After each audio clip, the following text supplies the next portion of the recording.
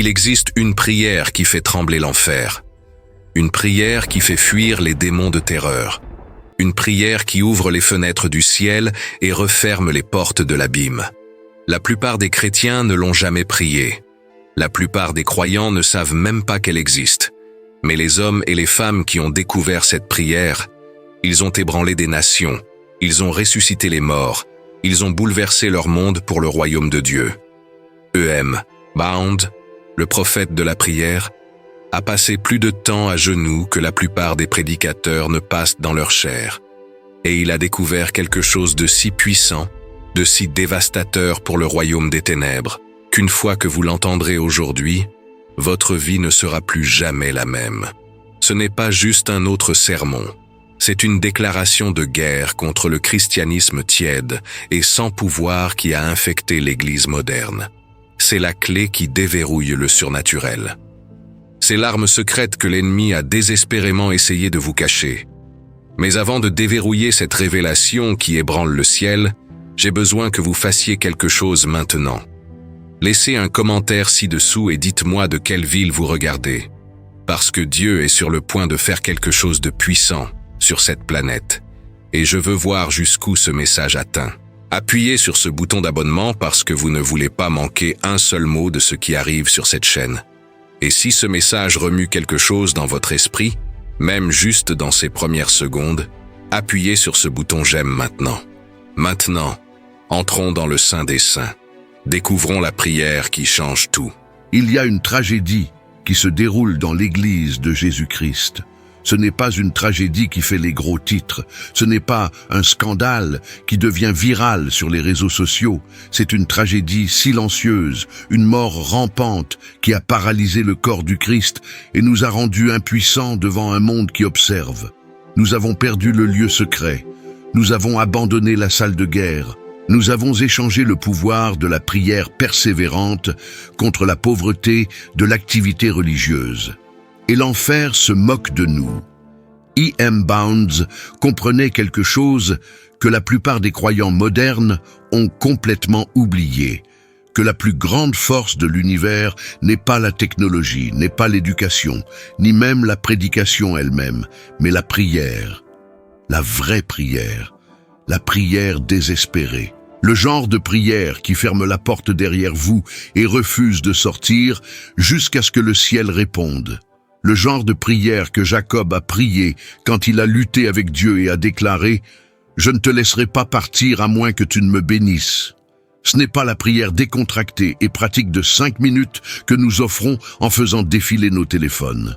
C'est la guerre, c'est l'agonie, c'est la salle d'accouchement où les miracles naissent et les démons sont détruits. Bound a passé des nuits entières à genoux, non pas parce qu'il était plus spirituel que vous ou moi, non pas parce qu'il avait plus de temps que nous, mais parce qu'il comprenait qu'il y a une dimension de puissance spirituelle qui ne peut être accédée par aucun autre moyen.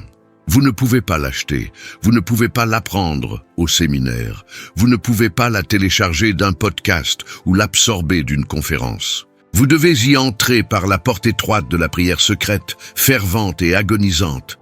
Et une fois que vous entrez dans ce lieu, une fois que vous goûtez la douceur de la présence de Dieu dans la salle de guerre, vous ne serez jamais satisfait de moins pour le reste de votre vie. Quelle est cette unique prière qui a ouvert le ciel et fermé l'enfer?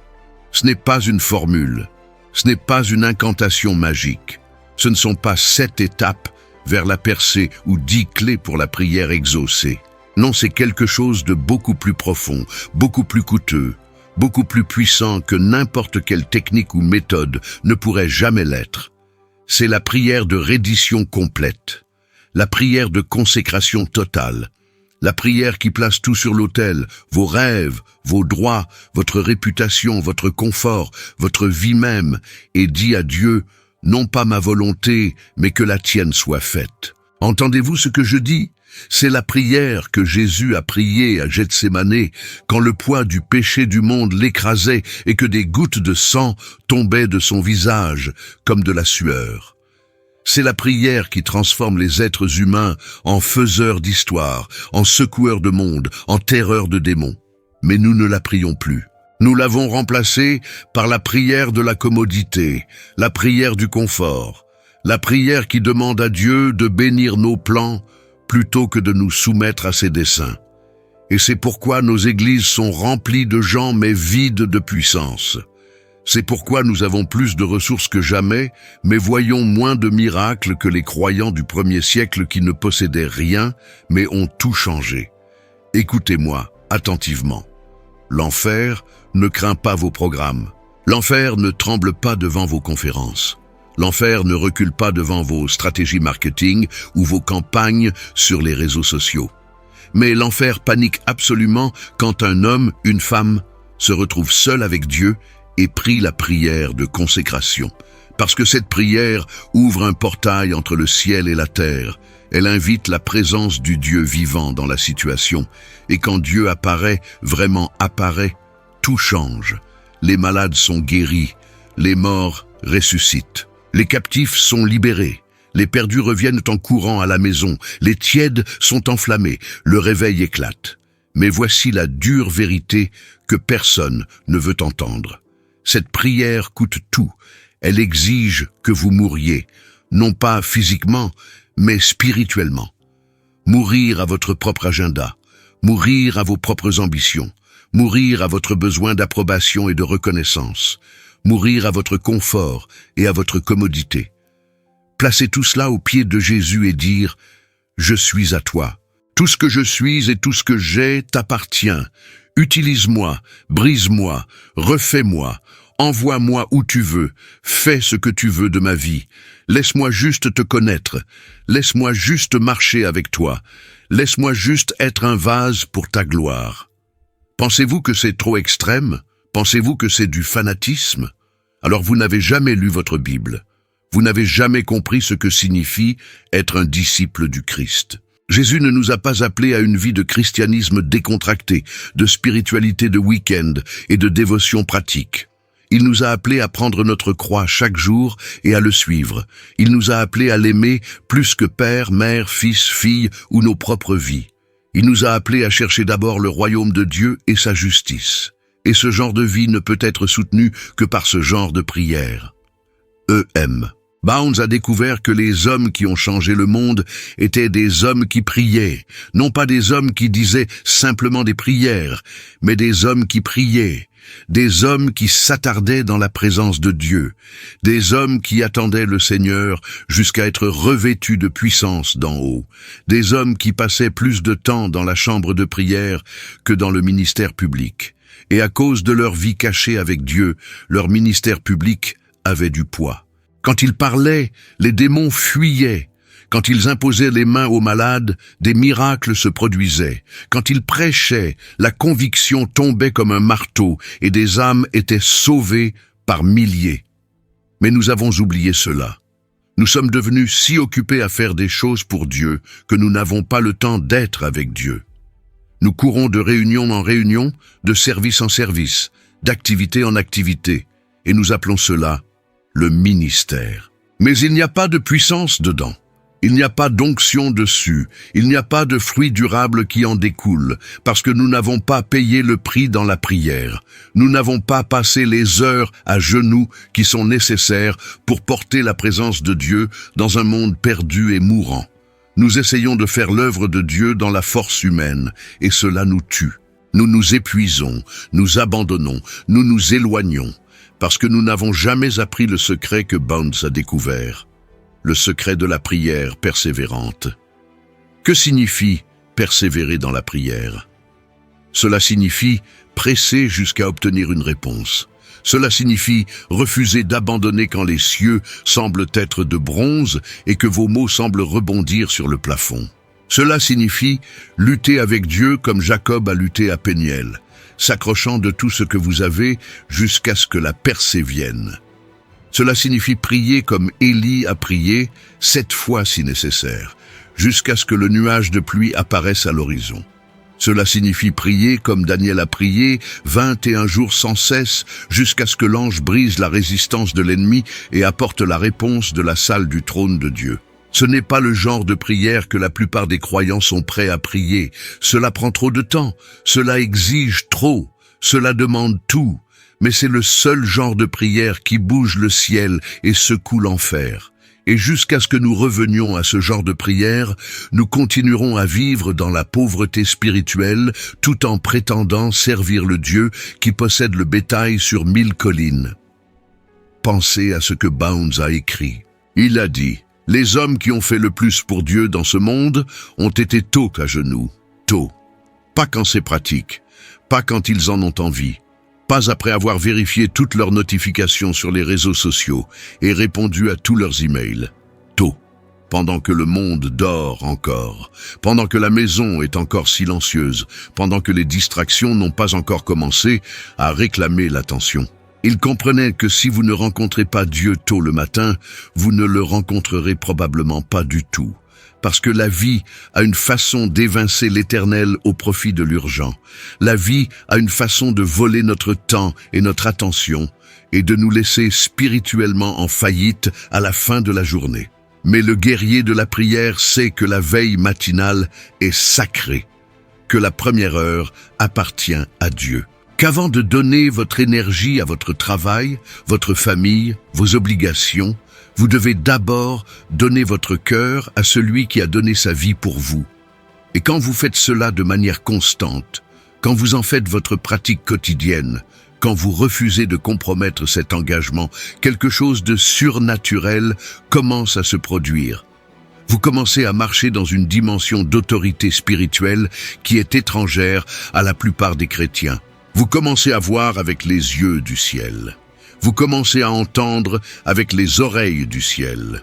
Vous commencez à vous déplacer avec la puissance du ciel.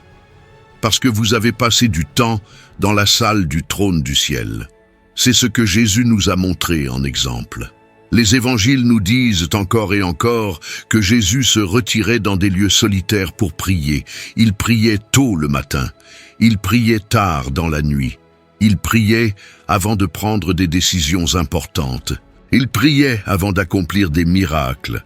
Il priait avant d'aller à la croix. Et si Jésus, le Fils de Dieu sans péché, entièrement divin et entièrement humain, avait besoin de prier, combien plus avons-nous besoin de prier? S'il ne pouvait pas faire le ministère sans prière, comment pensons-nous que nous le pouvons? Pourtant, nous vivons comme des athées fonctionnels, agissant comme si tout dépendait de nous, comme si nous pouvions accomplir les desseins de Dieu par des stratégies intelligentes et l'effort humain seul. Nous nous sommes convaincus que nous sommes trop occupés pour prier, alors que la vérité est que nous sommes trop occupés parce que nous ne prions pas. Nous nous sommes convaincus que la prière est une activité parmi d'autres, alors que la vérité est que la prière est l'activité qui donne sens et puissance à toutes les autres. Nous nous sommes convaincus que nous pouvons coincer Dieu dans les marges de nos vies, alors que la vérité est que Dieu exige le centre, où il n'aura rien du tout. La prière de consécration qui ouvre le ciel et ferme l'enfer est la prière qui remet Dieu au centre. C'est la prière qui reconnaît notre dépendance absolue envers lui.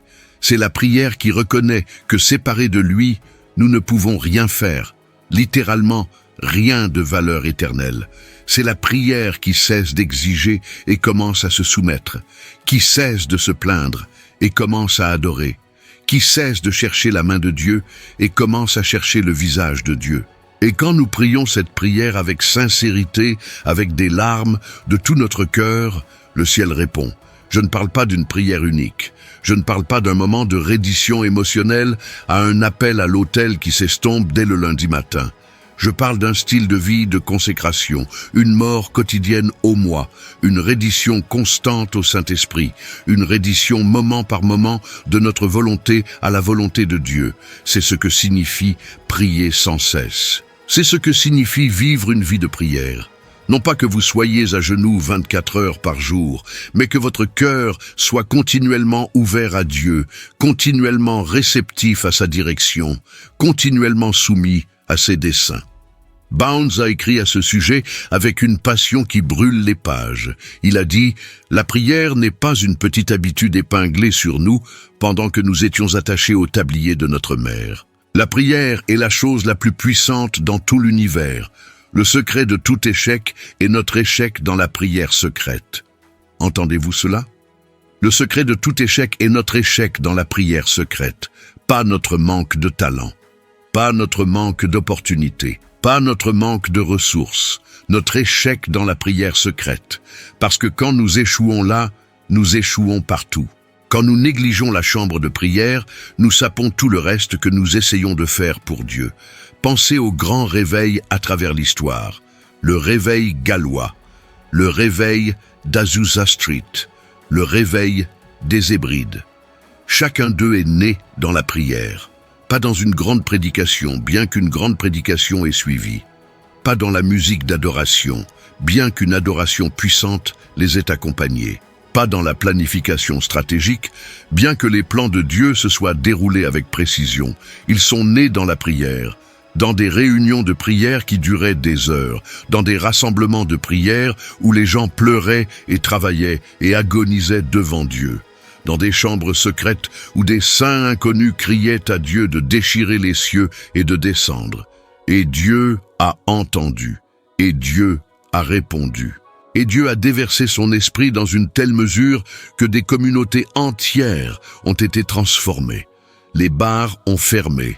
Le crime s'est arrêté, les dettes ont été payées, les mariages ont été restaurés. Les perdus sont venus en courant vers Jésus sans même être invités. Pourquoi? Parce que quelqu'un a payé le prix dans la prière. Parce que quelqu'un a découvert la prière qui ouvre le ciel et ferme l'enfer. Mais qu'avons-nous fait de cet héritage?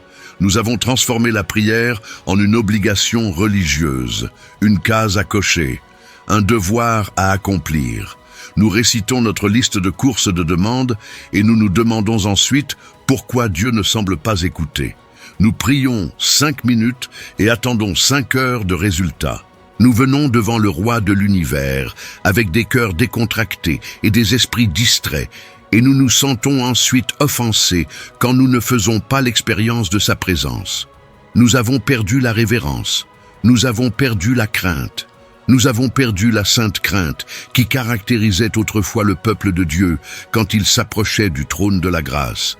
Bounds pleurerait s'il pouvait voir l'état de la prière dans l'Église moderne. Il serait horrifié par notre absence de prière. Il serait dévasté par notre manque de désespoir. Il nous rappellerait à genoux avec des larmes coulant sur son visage, nous suppliant de comprendre que nous jouons à des jeux religieux pendant que le monde va en enfer.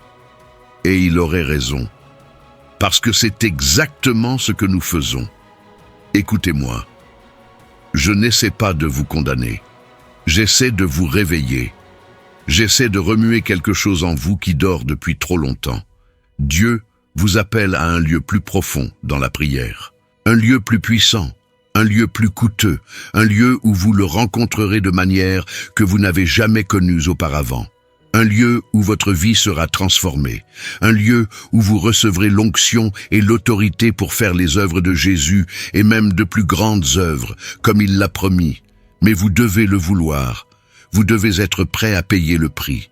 Vous devez être prêt à éteindre la télévision, à poser le téléphone, à fermer l'ordinateur portable, à annuler certains rendez-vous et à rester seul avec Dieu. Vraiment seul, pas seulement pendant quelques minutes, pas seulement jusqu'à ce que vous vous ennuyiez ou que vous soyez mal à l'aise, mais jusqu'à ce que quelque chose se produise, jusqu'à ce que le ciel s'ouvre, jusqu'à ce que la gloire tombe. Jusqu'à ce que vous sachiez, vraiment sachiez, que vous avez touché Dieu et que Dieu vous a touché. C'est ce que signifie prier, la prière de consécration. C'est ce que signifie s'offrir comme un sacrifice vivant. C'est ce que signifie dire « Me voici, Seigneur. Envoie-moi, utilise-moi, je suis entièrement à toi. » Et quand vous priez cette prière du plus profond de votre être, quelque chose change dans le royaume spirituel. Les anges commencent à se déplacer en votre faveur. Les démons fuient de terreur. Les portes commencent à s'ouvrir qu'aucun homme ne peut fermer. Les impossibilités deviennent des possibilités. Le miraculeux devient normal. Parce que vous vous êtes aligné avec les desseins du ciel et toutes les ressources du ciel sont maintenant disponibles pour vous. Mais comprenez ceci, l'ennemi vous combattra à chaque étape du chemin.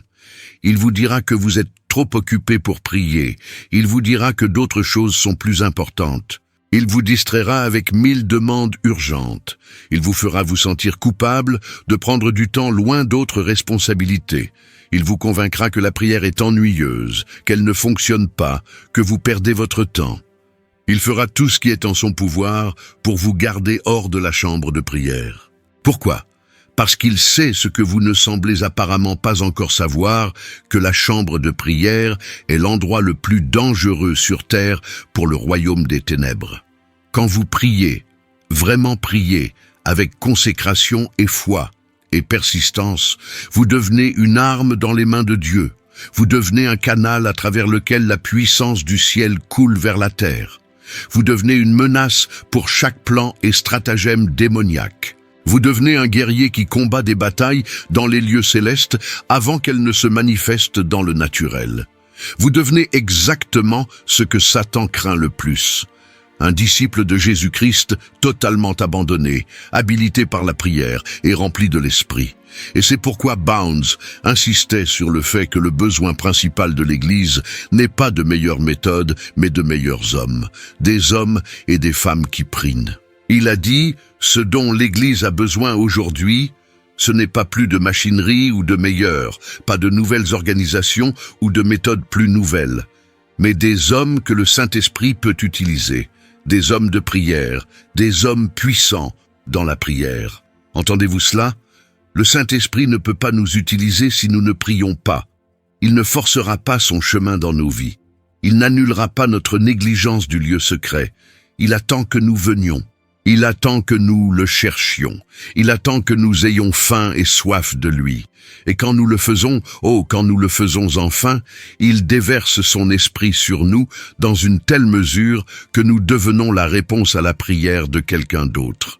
Pensez à votre propre vie maintenant.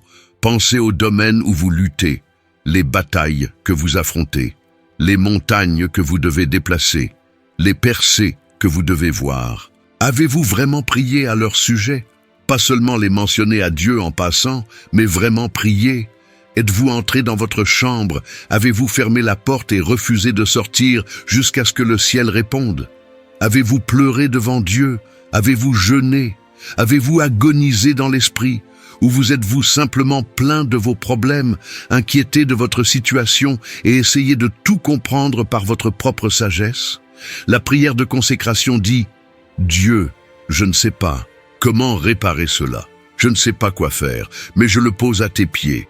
Je te fais entièrement confiance. J'abandonne mon besoin de comprendre, mon besoin de contrôler, mon besoin de faire en sorte que tout fonctionne selon mon calendrier. Je te donne tout.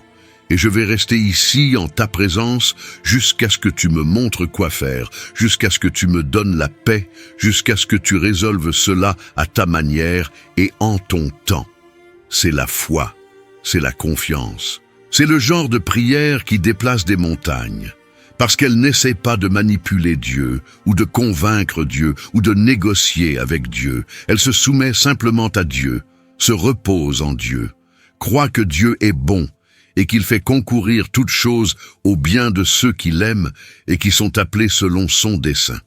Et quand vous priez de cette façon, quand vous vous abandonnez vraiment dans la prière, quelque chose de surnaturel se produit en vous. L'anxiété se dissipe, la peur se dissout, le stress fond, non pas parce que vos circonstances ont changé, mais parce que vous avez changé. Vous vous êtes connecté à la source de toute paix, de toute puissance, de toute provision. Vous avez accédé aux ressources infinies du ciel. Vous vous êtes ouvert à celui qui a parlé l'univers à l'existence et qui soutient toute chose par la parole de sa puissance. C'est ce que Bounds voulait dire quand il parlait de la prière qui ouvre le ciel. Quand vous priez la prière de consécration, le ciel s'ouvre sur votre vie, pas dans un sens mystique et vague, mais de manière réelle et tangible. Vous commencez à expérimenter la présence de Dieu de manière plus cohérente. Vous commencez à entendre sa voix plus clairement. Vous commencez à voir sa main se déplacer dans vos circonstances. Vous commencez à être témoin de miracles, petits au début, peut-être, mais des miracles quand même. Et à mesure que vous continuez dans ce style de vie de prière consacrée, les miracles se multiplient, les percées augmentent, l'impossible devient possible, parce que vous n'essayez plus de vivre la vie chrétienne dans votre propre force. Vous puisez dans la force du ciel, vous opérez dans la puissance du ciel, vous marchez dans l'autorité du ciel. Et qu'en est-il de fermer l'enfer? Qu'est-ce que cela signifie? Cela signifie que lorsque vous priez la prière de consécration, vous claquez la porte au nez de l'ennemi, vous coupez son accès à votre vie, vous révoquez sa permission d'opérer dans vos circonstances, vous liez son activité et libérez l'activité du ciel, vous déclarez que celui qui est en vous est plus grand que celui qui est dans le monde. Vous prenez votre position légitime en tant que cohéritier avec Christ, assis avec lui dans les lieux célestes, bien au-dessus de toute principauté et pouvoir et force et domination. Vous cessez de vivre comme une victime et commencez à vivre comme un vainqueur. Vous cessez de reculer devant l'ennemi et commencez à avancer contre lui. Vous cessez de demander à Dieu de vous aider à survivre et commencez à demander à Dieu de vous aider à prospérer, à vous aider à surmonter, à vous aider à détruire toute œuvre des ténèbres qui vous harcèle, vous et votre famille. C'est la guerre spirituelle à son meilleur. Pas crier sur les démons pendant des heures, pas essayer de chasser chaque esprit que vous pouvez nommer, mais vous consacrer complètement à Dieu, vous soumettre à sa seigneurie dans chaque domaine de votre vie et ensuite vous tenir ferme dans l'autorité qu'il vous a donnée. Quand vous faites cela, les démons ne veulent plus vous toucher. Ils fuient, ils reculent, ils vous laissent tranquille. Pourquoi? Parce qu'ils reconnaissent que vous êtes caché en Christ. Ils voient que vous êtes couvert par le sang. Ils comprennent que vous n'êtes plus une proie facile. Vous êtes devenu une arme dans les mains de Dieu, et ils ne veulent rien avoir à faire avec vous. Mais rien de tout cela ne se produit automatiquement. Rien de tout cela ne vient sans combat. La prière de consécration est une bataille quotidienne. Un choix, moment par moment. Chaque jour où vous vous réveillez, vous devez choisir à nouveau de vous abandonner. Chaque fois que vous faites face à une décision, vous devez choisir à nouveau de vous soumettre à la volonté de Dieu plutôt qu'à la vôtre. Chaque fois que vous rencontrez une épreuve, vous devez choisir à nouveau de faire confiance à Dieu plutôt que de paniquer. Ce n'est pas une prière unique qui règle tout pour toujours. C'est un style de vie, c'est le chemin étroit dont Jésus a parlé. C'est ce que signifie le suivre. Et je ne vais pas vous mentir, c'est difficile. Mourir à soi-même n'est jamais facile. Crucifier votre chair est douloureux. Abandonner vos rêves peut sembler vous arracher votre propre cœur. Mais voici le beau paradoxe du royaume. Quand vous mourrez, vous vivez. Quand vous perdez votre vie, vous la trouvez. Quand vous abandonnez tout, vous gagnez tout. Jésus a dit, « Celui qui cherchera à préserver sa vie la perdra, mais celui qui perdra sa vie la conservera. » C'est l'Évangile. C'est le chemin de la croix. C'est le chemin vers la puissance de la résurrection. Et c'est pourquoi E.M. Bounds était si passionné par la prière. Il comprenait que la prière n'est pas seulement parler à Dieu. La prière est transformation. La prière est crucifixion. La prière est le moyen par lequel nous sommes conformés à l'image de Christ. Chaque fois que nous prions la prière de consécration, nous mourrons un peu plus à nous-mêmes et prenons vie un peu plus pour Dieu. Chaque fois que nous nous abandonnons dans la prière, nous enlevons une autre couche d'égocentrisme et revêtons davantage du caractère de Christ. Chaque fois que nous attendons dans la présence de Dieu, nous sommes transformés de gloire en gloire par l'Esprit du Seigneur. C'est ce dont l'Église a besoin aujourd'hui. Pas plus de programme, pas plus de divertissement, pas plus de stratégie. Nous avons besoin de gens qui prient. Nous avons besoin d'hommes et de femmes qui savent comment toucher le ciel et apporter le ciel sur terre.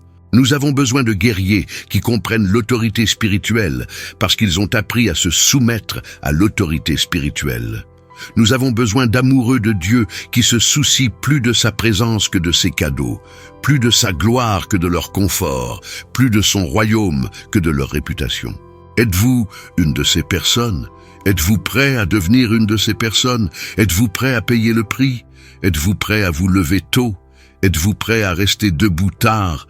Êtes-vous prêt à sauter des repas et à jeûner? Êtes-vous prêt à annuler des rendez-vous et à créer de l'espace? Êtes-vous prêt à dire non aux bonnes choses pour pouvoir dire oui à la meilleure chose? Êtes-vous prêt à faire de la prière votre priorité, votre passion, votre source de puissance? Parce que si vous l'êtes vraiment, alors préparez-vous. Préparez-vous à ce que Dieu fasse quelque chose dans votre vie que vous n'avez jamais expérimenté auparavant. Préparez-vous à des percées qui semblent impossibles. Préparez-vous à des miracles qui défient toute explication. Préparez-vous à une dimension de puissance spirituelle que la plupart des chrétiens ne touchent jamais. Préparez-vous à ce que le ciel s'ouvre et l'enfer se ferme en réponse à vos prières. Ce n'est pas de l'exagération. Ce n'est pas un discours motivationnel. C'est le témoignage de l'Écriture. C'est le témoignage de l'histoire de l'Église. C'est la promesse de Jésus lui-même qui a dit « Demandez et l'on vous donnera. Cherchez et vous trouverez. Frappez et l'on vous ouvrira. Car quiconque demande, reçoit. Celui qui cherche, trouve. Et l'on ouvrira à celui qui frappe. » Il n'a pas dit peut-être. Il n'a pas dit si vous avez de la chance. Il a dit que l'on donnera. Vous trouverez. On ouvrira. C'est garanti pour ceux qui prient avec foi, avec persistance, avec consécration. Mais vous devez commencer, vous devez vous lancer. Vous ne pouvez pas simplement entendre ce message et vous sentir inspiré pendant un moment et ensuite retourner aux affaires comme d'habitude. Vous devez agir. Vous devez prendre la décision maintenant, en ce moment même, que vous allez devenir une personne de prière, que vous allez cultiver une vie secrète avec Dieu, que vous allez entrer dans la salle de guerre et ne pas en sortir jusqu'à ce que vous ayez persévéré dans la prière. E.M. Bounds vous dirait que le plus grand investissement que vous pouvez faire n'est pas dans votre carrière, pas dans votre éducation, ni même dans votre ministère. Le plus grand investissement que vous pouvez faire est dans votre vie de prière, parce que tout le reste en découle. Votre caractère est façonné dans la chambre de prière. Votre appel est confirmé dans la chambre de prière. Votre onction est reçue dans la chambre de prière. Vos batailles sont gagnées dans la chambre de prière. Tout ce qui a de la valeur éternelle se produit d'abord en secret, seul avec Dieu, avant de se manifester en public. Bounds a passé des décennies à prouver cette vérité. Il a été témoin de ministres avec des diplômes prestigieux échoués de manière spectaculaire parce qu'ils négligeaient la prière. Il a vu des saints sans éducation retourner des communautés entières parce qu'ils savaient comment persévérer avec Dieu. Il a appris qu'une heure dans la présence de Dieu porte plus de poids que 1000 heures d'efforts humains. L'onction que vous portez est directement proportionnelle au temps que vous passez à genoux. Ce n'est pas de la théorie, c'est la loi de fer du royaume. Chaque grand mouvement de Dieu remonte à la chambre de prière de quelqu'un. Chaque réveil a commencé par l'intercession cachée. Les miracles que vous voyez en public ont été engendrés en privé. Il n'y a pas de raccourci. Alors allez-vous répondre à l'appel ? Allez-vous tout placer sur l'autel? Votre temps, votre confort, votre agenda, votre vie même, et dire à Dieu, « Je suis à toi. Fais de moi ce qu'il te plaît. Laisse-moi juste te connaître. Laisse-moi juste marcher avec toi. Laisse-moi juste être utilisé par toi pour ta gloire. » C'est le moment. C'est le tournant. Dieu attend pas que vous soyez moins occupés, pas pour une saison plus pratique, mais que vous reveniez au lieu secret où il peut vous avoir pour lui seul. Vous rendez-vous compte de ce que vous manquez? Il y a une dimension de gloire, une dimension de puissance, un niveau d'intimité que la plupart des croyants n'expérimentent jamais, non pas parce que Dieu le retient, mais parce qu'ils ne le poursuivent jamais. Ils se contentent du peu profond quand Dieu les invite dans les profondeurs. N'arrivez pas à la fin de votre vie avec des regrets, souhaitant avoir prié davantage, souhaitant avoir cherché Dieu avec plus de passion. L'opportunité est devant vous maintenant, pas un jour, pas éventuellement, maintenant. Mettez-vous à genoux, Fermez votre porte, éteignez le monde et priez. Priez comme si votre vie en dépendait, parce que c'est le cas. Priez comme si des âmes étaient en jeu, parce qu'elles le sont. Priez la prière de consécration. Abandonnez tout, ne retenez rien. Et observez ce que Dieu fait. Quand vous vous abandonnez vraiment à la prière, les choses changent. Pas seulement dans vos circonstances, mais en vous. Vous commencez à voir différemment, à penser différemment, à vivre différemment. Les choses qui vous captivaient perdent leur emprise. Les peurs qui vous paralysaient perdent leur pouvoir. Vous êtes rempli de quelque chose de plus grand, de plus pur, d'infiniment plus satisfaisant que tout ce que ce monde offre. Vous vous retrouverez affamé de plus de Dieu et moins de tout le reste, aspirant à sa présence plus qu'au succès, plus qu'à la reconnaissance, plus qu'au confort. C'est votre invitation. C'est votre destinée qui appelle. Allez-vous répondre? Allez-vous devenir le chrétien qui prie, dont cette génération a désespérément besoin? Sachez ceci. Si vous faites ce choix, si vous vous engagez dans ce chemin, votre vie ne sera plus jamais la même. Vous marcherez dans la puissance et l'autorité. Vous verrez des miracles et des percées. Vous deviendrez un faiseur d'histoire, un secoueur de monde, une terreur de démons. Vous deviendrez exactement ce que Dieu vous a créé pour être, une arme vivante, respirante et priante dans ses mains, apportant son royaume sur terre et détruisant les œuvres de l'ennemi. Quand vous regarderez en arrière vers ce moment dans des années, vous vous en souviendrez comme du jour où tout a changé. Le jour où vous avez cessé de jouer à l'église et avez commencé à être l'église. Le jour où vous avez découvert la prière qui ouvre le ciel et ferme l'enfer, et vous pleurerez de gratitude de ne pas avoir laissé passer ce moment. Alors, priez. Priez maintenant. Priez toujours. Priez sans cesse et regardez votre vie exploser avec la puissance surnaturelle du Dieu vivant. La salle de guerre attend. Vos genoux sont l'autel. Votre abandon est la clé qui déverrouille tout ce que Dieu a attendu de libérer. Allez, entrez, et que vous ne sortiez plus jamais le même.